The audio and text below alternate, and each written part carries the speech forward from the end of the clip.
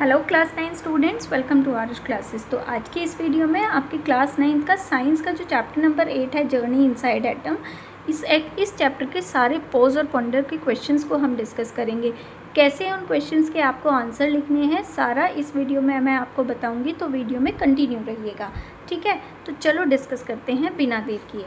इसके पॉज और पॉन्डर के क्वेश्चन नंबर 1 पर आते हैं। क्वेश्चन नंबर 1 में बोला गया है, suppose you made your own atom, जैसे कि थॉमसन ने डिस्क्राइब किया था, और अपने एटम में using clay for the positive charge और small beads for the electrons spread through it. तो what will happen if the positive charge on the clay is lesser than the total negative charge of the beads. देखो, अगर positive charge जो है वो total negative charge से कम हो गया ना बच्चों, तो क्या होगा, बैलेंस नहीं करेगा। पॉजिटिव और नेगेटिव चार्ज एक दूसरे को बैलेंस नहीं करेगा, और अगर चार्ज बैलेंस नहीं करेगा तो आपका एटम न्यूट्रल नहीं कहलाएगा, ठीक है। तो आप कैसे लिखोगे इसका answer, if the positive charge on the clay is less than the total negative charge of the beads, then the charge will not fully balanced और the model will have not net negative, मतलब model पर negative charge रह जाएगा, so it will not represent a neutral atom, ठीक है। इस तरह से आप फर्स्ट पार्ट का आंसर दोगे। अब सेकंड पार्ट पर आते हैं। सेकंड पार्ट में इसने बोला है, by mistake the clay itself carry a bit negative. भाई इसने कहा, वैसे तो देखो क्ले को हमने किसके लिए यूज़ किया था, पॉजिटिव चार्ज के लिए, लेकिन इसने कहा सेकंड पार्ट में, बाय मिस्टेक अगर क्ले भी थोड़ा सा नेगेटिव चार्ज कैरी करे तो would your model still represent neutral, क्या आपका मॉडल न्यूट्रल रहेगा। तो इस केस में तो देखो, अगर आपके पास क्ले पॉजिटिव चार्ज के लिए यूज़ कर रहे थे हम, लेकिन अगर उस पर भी नेगेटिव चार्ज आ गया तो क्या होगा, होल मॉडल नेगेटिवली चार्ज हो जाएगा, क्योंकि बीड्स तो ऑलरेडी नेगेटिवली चार्ज है, तो it will not represent a neutral atom. I hope सबको समझ आ गया होगा। अब चलते हैं क्वेश्चन नंबर 2 पर बेटा। क्वेश्चन नंबर 2 में बोला गया है, कुड एन ऑरेंज और a lemon which also contain seeds inside soft pulp, है ना। देखो, ऑरेंज में और लेमन में दोनों में अंदर पल्प के अंदर सीड्स पाए जाते हैं, क्या be a good comparison, in what ways does it match Thomson idea और where does it fall short. कहाँ तक ये थॉमसन आइडिया को मैच करता है और कहाँ पर ये पीछे रह जाता है, हमें ये बताना है, ठीक है। तो देखो, क्वेश्चन नंबर 2 में को किस तरह से आप आंसर दोगे। इन एन ऑरेंज और lemon seeds are clustered together, वो एक जगह पे एक दूसरे से चिपके रहते हैं, ठीक है, in separated segments rather than being spread, पूरे पल्प में स्प्रेड नहीं होते, वो एक जगह क्लस्टर बनाकर रखते हैं evenly throughout the pulp, ठीक है। अब कहाँ पर ये तो हो गया सिमिलैरिटी, वही आपको थ्रू आउट द पल्प मतलब पूरे पल्प में स्प्रेड होने चाहिए अगर थॉमसन मॉडल से कंपेयर कर रहे हैं, लेकिन क्या है, वो एक जगह पर क्लस्टर बनाकर रहते हैं। फिर आपको दूसरे पार्ट का आंसर बोला है, वेयर इट फॉल शॉर्ट, कहाँ पर पीछे रह गया, तो यहाँ पर हम पूरा अच्छे से एक्सप्लेन करके बताएंगे। देखो, seeds in a fruit not evenly spread, सबसे पहली चीज़ तो सीड्स फ्रूट में सारी जगह इवनली स्प्रेड नहीं है। फिर seeds are neutral objects but electron लेकिन जो होते हैं उन पर नेगेटिव चार्ज होता है, तो वहाँ पर पीछे रह गया। Pulp of the fruit not electrically charge, pulp भी इलेक्ट्रिकली चार्ज नहीं है। और no of seed had no electrical relation to the pulp, whereas Thomson model में इलेक्ट्रॉन्स जो हैं चार्ज होते हैं must exactly balance the positive charge. Okay, तो ये इस तरह से आपको इस पार्ट का आंसर देना है। ओके, आई होप सबको क्लियर हो गया होगा। अब चलते हैं इसके क्वेश्चन नंबर 3 पर, पोज और पॉन्डर का। Why did Thomson conclude that electrons are present in all atoms, Thomson ने क्यों कंक्लूजन दिया कि इलेक्ट्रॉन्स जो हैं वो हर एक एटम में प्रेजेंट होते हैं। तो देखो, थॉमसन ने, हम इसका आंसर देंगे, थॉमसन ने कैथोड रे की स्टडी की थी, तो थॉमसन स्टडीड कैथोड रेज और उसने पाया, and he the raise were streams of negatively charge particle, जो रेज निकल रही थी वो क्या थे, नेगेटिवली चार्ज पार्टिकल्स, जिसने उसको इलेक्ट्रॉन बोला था। And the nature of the cathode rays was same, ठीक है। Regardless the material of the cathode used gas filled inside the tube, भाई जो कैथोड के लिए वो मटेरियल यूज़ कर रहा है या जो गैस उसने फिल कर रखी है उससे कोई फ़र्क नहीं पड़ा, उसने देखा इनको चेंज करके भी कि जो रेज हैं वो नेगेटिवली चार्ज पार्टिकल्स हैं और उनको इलेक्ट्रॉन्स बोल दिया जो कैथोड की तरफ से निकल के एनोड की तरफ को चल रही हैं, ठीक है। Since identical particles were emit from the atoms of completely different elements को यूज़ करके भी देखा तो तब भी क्या हुआ, सेम टाइप के पार्टिकल्स एमिट हो रहे थे, है ना, और वे अंडर द आइडेंटिकल कंडीशंस। तो इन सब बेसिस पे थॉमसन ने कंक्लूड किया कि इलेक्ट्रॉन्स जो हैं वो यूनिवर्सल कंपोनेंट हैं जो कि हर एक एटम में प्रेजेंट होता है, ठीक है, not specific to one material. Okay, तो इस तरह से आपको इसका आंसर देना है। आई होप क्लियर हो गया होगा। अब क्वेश्चन नंबर 4 देखो। क्वेश्चन नंबर 4 में बोला है what do you think would happen if alpha particles were replaced with negatively charged particles in Rutherford gold foil experiment। देखो हमने रदरफोर्ड का जो गोल्ड फॉयल एक्सपेरिमेंट था उसमें अल्फ़ा पार्टिकल्स यूज़ किए थे जो कि पॉजिटिवली चार्ज पार्टिकल्स थे। इसने कहा कि अगर उन पॉजिटिवली चार्ज पार्टिकल्स को हम रिप्लेस कर दें विद नेगेटिवली चार्ज पार्टिकल्स तो गोल्ड फॉयल एक्सपेरिमेंट में क्या होगा, ठीक है। तो देखो इस तरह से आप आंसर दोगे। अल्फ़ा पार्टिकल्स जो थे वो पॉजिटिवली चार्ज थे और अगर उनको हम नेगेटिवली चार्ज से रिप्लेस कर दें तो क्या होगा, सबसे पहले तो अट्रैक्टेड टू द न्यूक्लियस, वे न्यूक्लियस की तरफ अट्रैक्ट होंगे। क्यों? क्योंकि नेगेटिव चार्ज पॉजिटिव चार्ज को अट्रैक्ट करता है। अगर अल्फ़ा पार्टिकल्स नेगेटिवली चार्ज हैं तो न्यूक्लियस तो आपका पॉजिटिवली चार्ज होता है ना, और नेगेटिव पॉजिटिव की तरफ अट्रैक्ट होगा। तो इंस्टेड ऑफ बीइंग रिपेल्ड होने के बजाय पॉजिटिव चार्ज जो है gold nuclei negatively charge particles को अट्रैक्ट करेगा अपनी तरफ, है ना, और bending towards the nucleus rather than away from it, वो न्यूक्लियस की तरफ चलेंगे उससे दूर हटने की बजाय। पहला तो ये चेंज आएगा, ठीक है। दूसरा, बैक स्कैटरिंग नहीं होगी, यानी negative particles would not bounce back due to electrostatic repulsion तो होना ही नहीं है क्योंकि यहाँ पर तो अट्रैक्शन होगा। Instead they would curve toward and potentially be captured by the gold nuclei. Okay, then next जो डिफरेंस देखने को मिलेगा, different deflection pattern, particles would curve inward rather than outward, भाई वो अंदर की तरफ मुड़ेंगे ना कि बाहर की तरफ। And the experiment could not be use to establish nuclear model in the same way. Okay, तो ये सारे डिफरेंसेस आएंगे अगर आप अल्फ़ा पार्टिकल्स को नेगेटिवली चार्ज पार्टिकल से रिप्लेस कर देते हो। ओके, अब चलते हैं क्वेश्चन नंबर 5 पर। क्वेश्चन नंबर 5 में इसने बोला है Rutherford found that few alpha particles bounce back. How does this single surprising result completely rule out the Thomson plum pudding model of the atom? Okay, तो देखो थॉमसन का plum pudding model जो था उसमें पॉजिटिव चार्ज स्प्रेड आउट था evenly throughout the whole atom. इसने plum pudding model यही कहता है ना कि जो पॉजिटिवली चार्ज है वो पूरे एटम के अंदर स्प्रेड यानी बिखरा रहता है, ठीक है। अब such a spread out weak positive charge could never push a fast moving heavy alpha particles straight back.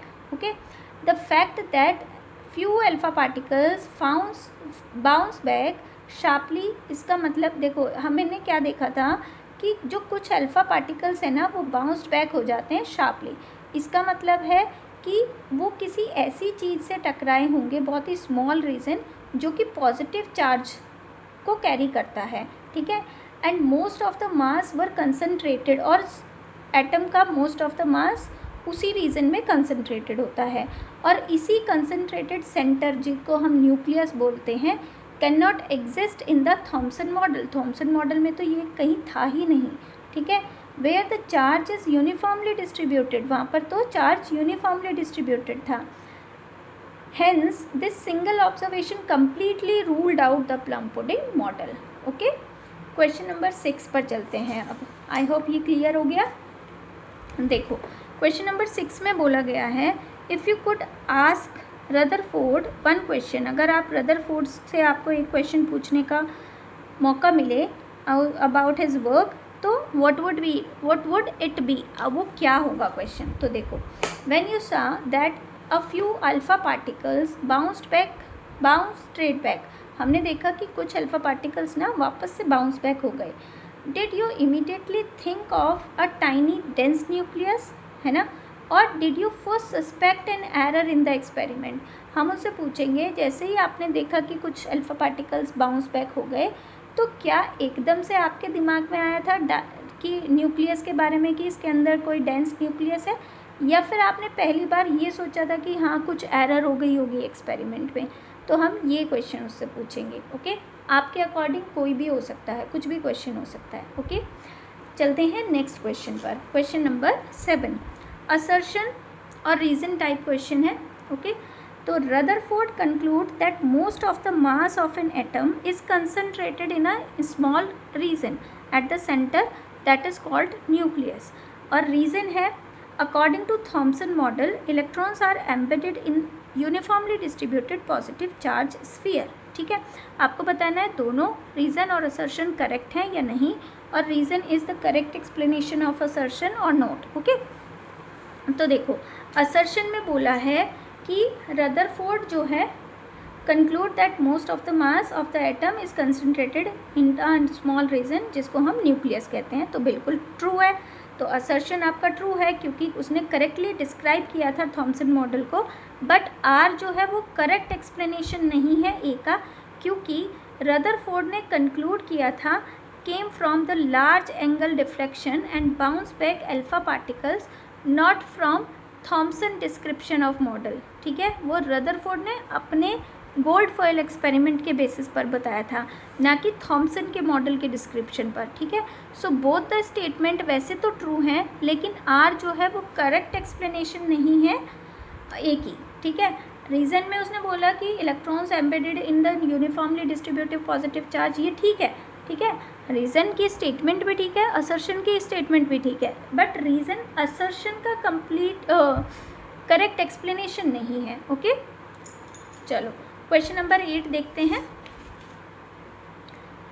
एक सेकेंड रुकिए। क्वेश्चन नंबर 8 है आपका पेज नंबर 149 पर। इसने बोला है क्वेश्चन नंबर 8 में, imagine you are a scientist who discovered a new element. ठीक है, name this element after yourself and justify that the symbol you have chosen follow the IUPAC rule. Okay, चलो देखते हैं। Suppose हमने नाम दिया student को अर्जुन शर्मा। ठीक है, तो एलिमेंट का नाम क्या होगा, अर्जुनियम हमने नाम रखा, जो कि AI उसका सिंबल रखा। अब IUPAC रूल क्या फॉलो करता है ये देखते हैं, क्या हमारा दिया गया नाम IUPAC के रूल्स को फॉलो करता है या नहीं। तो देखो आपका फर्स्ट लेटर, IUPAC कहता है कि फर्स्ट लेटर सिंबल का कैपिटल होना चाहिए, हमने कैपिटल रखा है।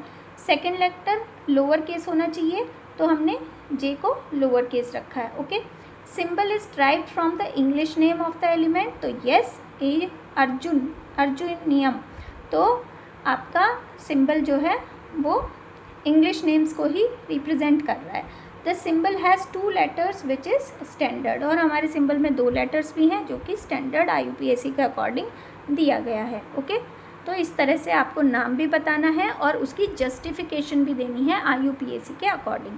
ठीक है, अब चलते हैं क्वेश्चन नंबर 9 पर। What problems could arise if every scientist used different symbols for the same element? अगर सभी साइंटिस्ट एक एलिमेंट के लिए अलग अलग सिंबल यूज़ करें तो क्या प्रॉब्लम आएगी। देखो, if every scientist used different symbols for the same element, तो it would lead to a lot of confusion. Some problems are arise. ये क्या है, सबसे पहले तो साइंटिस्ट फ्रॉम डिफरेंट कंट्रीज़। देखो हर एक कंट्री के साइंटिस्ट अलग अलग होते हैं, उनकी लैंग्वेज अलग होती हैं, would not be understand each other works clearly, वो एक दूसरे का वर्क ही नहीं समझ पाएंगे अगर वो अलग अलग सिंबल यूज़ करेंगे तो। दूसरा, केमिकल फार्मूला, इक्वेशन सब डिफरेंट हो जाएंगी। ठीक है, making them difficult to read and compare. भाई कितने केमिकल फार्मूलाज, कितने इक्वेशंस को याद रखेंगे। तीसरा, एरर्स और misunderstanding would occur while sharing research. जब हम एक दूसरे के साथ अपनी रिसर्च शेयर करेंगे तो वहाँ पर बहुत सारी एरर्स, बहुत सारी मिसअंडरस्टैंडिंग होने के चांसेस हैं। रिकॉर्डिंग डेटा और टीचिंग में भी बहुत सारी प्रॉब्लम्स आ सकती हैं। ठीक है, तो ये सारी प्रॉब्लम्स आएंगी अगर हर एक different scientist different symbols use करने लगे एलिमेंट्स के लिए। ओके, चलो क्वेश्चन नंबर 10 देखो। इंपॉर्टेंट क्वेश्चंस हैं आगे के न्यूमेरिकल बेस्ड। पॉज और पॉन्डर का क्वेश्चन नंबर 10 देखो, इसमें से एग्ज़ाम में आने के चांसेस हैं। देखो, an atom with atomic number, एक एटम है जिसका एटॉमिक नंबर 26 है और उसके पास 56 न्यूक्लियॉन्स है। न्यूक्लियॉन्स का क्या होते हैं? प्रोटॉन्स और न्यूट्रॉन्स को मिलाकर जो बनते हैं उनको न्यूक्लियॉन्स कहते हैं। ठीक है, find out it's number of electrons, protons और न्यूट्रॉन्स, हमें तीनों चीज़ें फाइंड आउट करनी है। तो देखो, उसका एटॉमिक नंबर बच्चों 26 दिया है। अब हमें ये पता है कि जो एटॉमिक नंबर होता है ना, वही नंबर ऑफ़ प्रोटॉन्स होते हैं और वही नंबर ऑफ़ इलेक्ट्रॉन्स होते हैं। तो प्रोटॉन्स और इलेक्ट्रॉन्स तो 26 हो गए। न्यूक्लियॉन्स क्या होता है? न्यूक्लियॉन्स आपके प्रोटॉन प्लस न्यूट्रॉन्स होते हैं। ठीक है, तो यानी प्रोटॉन्स और न्यूट्रॉन्स दोनों का सम हो गया 56। अगर इसमें से मैं इलेक्ट्रॉन्स माइनस कर दूँ या प्रोटॉन्स माइनस कर दूँ 56 में से, तो हमारे पास न्यूट्रॉन्स आ जाएंगे ना। तो न्यूट्रॉन्स कैसे निकलेंगे? मास नंबर या न्यूक्लियॉन्स में से प्रोटॉन्स माइनस कर दो। मास नंबर आपके पास 56 था, उसमें से प्रोटॉन्स 26 माइनस कर दोगे तो नंबर ऑफ़ न्यूट्रॉन्स आ जाएंगे 30। ठीक है, क्वेश्चन नंबर 11 देखो, 11 क्या कहता है? Nucleus of an atom contains 20 protons. ठीक है, एटम के न्यूक्लियस में कितने प्रोटॉन्स हैं? 20। इफ़ मास नंबर 41 है तो नंबर ऑफ़ न्यूट्रॉन्स पूछ रहा है। बिल्कुल ईजी, मास नंबर में से प्रोटॉन्स माइनस कर दो, न्यूट्रॉन्स आ जाएंगे। ठीक है, तो ऐसे ही करोगे। प्रोटॉन्स देखो आपके पास 20 है, मास नंबर आपके पास 41 है ना। तो न्यूट्रॉन्स निकालना है तो मास नंबर में से प्रोटॉन्स माइनस कर दो, 41 में से 20 माइनस कर दो, क्या आएगा? 21। ठीक है, ये आपका आंसर हो गया। क्वेश्चन नंबर 12 देखो, क्वेश्चन नंबर 12 में बोला है एटम हैज़ 18 न्यूट्रॉन्स। अब की बार उसने न्यूट्रॉन्स दिए हैं। एटॉमिक नंबर 17 यानी प्रोटॉन्स हो गए 17। तो मास नंबर पूछ रहा है, दोनों को ऐड कर दो। मास नंबर क्या होता है? Protons plus neutrons. न्यूट्रॉन्स है 18, प्रोटॉन्स है 17, दोनों को ऐड कर देंगे तो मास नंबर आ जाएगा। ठीक है, देखो न्यूट्रॉन्स है हमारे पास 18, एटॉमिक नंबर यानी प्रोटॉन्स है हमारे पास 17, मास नंबर निकालना है तो प्रोटॉन्स प्लस न्यूट्रॉन्स कर दिए, 35 आपका मास नंबर आ गया। क्लियर। क्वेश्चन नंबर 13 देखो, क्वेश्चन नंबर 13 में इसने बोला है एक एटम है जिसका सिंबल ये ऐसे लिखा हुआ है 23A और उस पर 11 इलेक्ट्रॉन्स हैं, तो उसके नंबर ऑफ़ न्यूट्रॉन्स पूछ रहा है। देखो, ये जो ऊपर लिखा होता है ना, ये मास नंबर लिखा होता है बच्चा। ठीक है, तो 23 इस एलिमेंट का मास है और उसके पास 11 इलेक्ट्रॉन है तो 11 ही प्रोटॉन्स होंगे। ठीक, और मास नंबर क्या होता है? प्रोटॉन्स प्लस न्यूट्रॉन्स होता है। तो अगर हम मास नंबर में से प्रोटॉन्स को माइनस कर दें तो हमारे पास न्यूट्रॉन्स आ जाएंगे। ठीक है, वेरी इजी। देखो, हमारे पास मास नंबर है 23, इलेक्ट्रॉन्स 11 हैं तो प्रोटॉन्स भी 11 होंगे। हमें न्यूट्रॉन्स निकालना है, मास नंबर में से प्रोटॉन्स माइनस कर दो, 23 में से 11 माइनस कर दो, 12 आपका नंबर ऑफ़ न्यूट्रॉन्स आ जाएंगे। क्लियर, इजी था। अब चलते हैं क्वेश्चन नंबर 14 पर। क्वेश्चन नंबर 14 है पेज नंबर 152 पर। देखो, identify the number of electrons in the outermost shell of the following elements. देखो, नंबर ऑफ़ इलेक्ट्रॉन्स लिखने हैं, number of electrons outermost shell में, तो वो एटॉमिक नंबर से मिलता है हमें। एटॉमिक नंबर से हम कन्फिग्रेशन लिखेंगे और कन्फिग्रेशन से हम वैलेंस या आउटर मोस्ट शेल में नंबर ऑफ़ इलेक्ट्रॉन्स पता करेंगे। ठीक है, तो देखो क्वेश्चन नंबर 14 में आपका पहला जो एलिमेंट दिया है ना, वो 12C6 दिया है, यानी यहाँ पर एटॉमिक नंबर है 6। तो एटॉमिक नंबर जितना होता है उतने ही इलेक्ट्रॉन्स होते हैं, यानी इलेक्ट्रॉन्स हो गए 6। अब इन इलेक्ट्रॉन्स को डिस्ट्रीब्यूट करना है, तो पहले सेल में कितने जाएंगे? 2, बाकी के बचे हुए जाएंगे 4 सेकंड शेल में। तो ये हो गया डिस्ट्रीब्यूशन। तो आउटर मोस्ट शेल कौन सी हुई? Second shell. और सेकंड शेल में कितने इलेक्ट्रॉन्स प्रेजेंट है? 4। तो ये 4 आपका आंसर हुआ। ठीक है, इसी तरह से इसका सेकंड और थर्ड पार्ट करना है। सेकंड पार्ट में है फ्लोरीन, जिसका मास नंबर 19 और एटॉमिक नंबर 9। ठीक, ये देखो, मास नंबर 19, एटॉमिक नंबर 9। तो एटॉमिक नंबर 9 है, इसका मतलब इलेक्ट्रॉन्स आपके पास 9 है। अब इन 9 इलेक्ट्रॉन्स का कन्फिग्रेशन लिखोगे तो पहली शेल में तो 2 और दूसरी शेल में जाएंगे 7। तो ये लास्ट शेल यही हो गई आउटर मोस्ट, और आउटर मोस्ट शेल में कितने इलेक्ट्रॉन्स मिले? 7, और ये आपका आंसर। ठीक है, थर्ड पार्ट है इसका सिलिकन। सिलिकन में जो एटॉमिक नंबर है वो है 14, यानी नंबर ऑफ़ इलेक्ट्रॉन्स हो गए बेटा 14। अब जब इसका कन्फिग्रेशन लिखोगे तो पहली सेल में तो मैक्सिमम 2 जा सकते हैं, 2 चले गए। दूसरी सेल में मैक्सिमम 8 जा सकते हैं, 8 चले गए। बचे कितने, 8 और 2 10 हो गए ना। बचे कितने, 14 माइनस 10 दैट इज़ 4। अब वो 4 इलेक्ट्रॉन्स कहाँ जाएंगे, थर्ड शेल में। तो थर्ड शेल इसकी आउटर मोस्ट शेल हुई और उसमें नंबर ऑफ़ इलेक्ट्रॉन्स कितने हुए, 4। तो ये वैलेंस इलेक्ट्रॉन्स कहलाते हैं। ओके, आउटर मोस्ट शेल में प्रेजेंट इलेक्ट्रॉन्स क्या कहलाते हैं, वैलेंस इलेक्ट्रॉन्स। तो ये आपका आंसर हुआ। ठीक है, आप चलते हैं क्वेश्चन नंबर 15 पर। क्वेश्चन नंबर 15 देखो क्या कहता है, write the electronic configurations of the element having atomic number. 3 atomic number दिए हैं आपको, 12, 16 और 18, और इन तीनों की आपको कन्फिग्रेशन लिखनी है। बहुत ईजी है और इम्पॉर्टेंट भी है। देखो, पहला एटॉमिक नंबर है 12, तो इसका कन्फिग्रेशन लिखोगे फर्स्ट शेल में 2, फिर 8, और फिर 8 और 2 10 हो गए। कितने बचे, 2 आएंगे थर्ड शेल में। ठीक, 16 की लिखनी है, फर्स्ट शेल में 2, फिर 8 और 2 10 बचे हुए, 6 कहाँ जाएंगे, थर्ड शेल में। ठीक है, 18 में भी इसी तरह से 2, फिर 8 10 हो गए। Rest of the 8 electrons will be in third shell. Okay, और this is the outermost shell. तो ये कन्फिग्रेशन हो गई तीनों एलिमेंट्स की। ओके, नाउ लास्ट क्वेश्चन है आपका पोज और पॉन्डर का, उसको डिस्कस करते हैं। देखो, इसमें एक रिडल है, इस तरह का क्वेश्चन भी आ जाता है। रिडल है, I am an atom with mass number 23, 11 protons हैं। ठीक है, and I am a soft metal, react vigorously with water, who am I and how many neutrons do I have. You can also create one such riddle. हम भी बना सकते हैं ऐसी एक रिडल। ठीक है, तो देखो, उसने आपको बताया है कि भाई मेरा मास नंबर है 23 और नंबर ऑफ़ प्रोटॉन्स है 11। तो बच्चा, जितने प्रोटॉन्स होते हैं वही एटॉमिक नंबर होता है। तो आपको सोचना है कौन सा ऐसा एलिमेंट है जिसका एटॉमिक नंबर 11 होता है। ठीक है, तो एटॉमिक नंबर 11 किसका होता है, सोडियम का। तो सोडियम का एटॉमिक नंबर 11, मास नंबर 23, और मास नंबर में से एटॉमिक नंबर यानी नंबर ऑफ़ प्रोटॉन्स अगर माइनस कर देते हैं तो हमारे पास न्यूट्रॉन्स आ जाएंगे। और वैसे भी देखो, ये इस चीज़ से भी हिंट मिलता है। इसने बोला I am soft metal react vigorously with water, तो वो सोडियम ही होता है। सोडियम आपका सबसे सॉफ्ट मेटल होता है, सोडियम और पोटेशियम। ठीक है, और पानी के साथ विग्रसली रिएक्ट करते हैं।